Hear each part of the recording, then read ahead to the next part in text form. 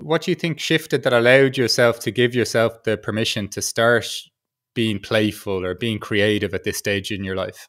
I think it was suffering.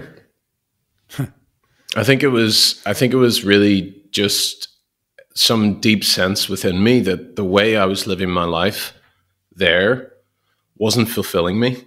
There was a sort of search for more meaning, something that wasn't being fulfilled in my current work, and I didn't know what that was.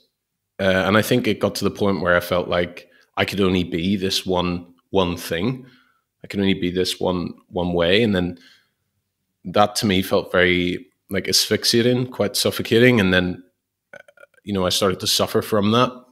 I was quite down. I was pretty depressed, and it was really just through that period of like understanding that something has to shift, and ultimately I'm gonna have to be the one to do it.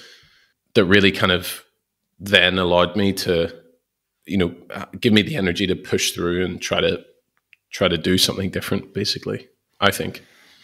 Man, it's so interesting, and I think like for a number of people that I interviewed, both in the podcast, but also all the interviews I did the year before last, like this mix of the way sometimes people talk about the joy of doing something or following your heart, Yeah. and how often suffering seems to be not the fuel, but at least the kickstarter to the process. I'm a big fan of Carl Jung, and that was really quite like reading a lot of his stuff or work from different Jungian analysts was give me a lot of resource to actually help me through that period of suffering.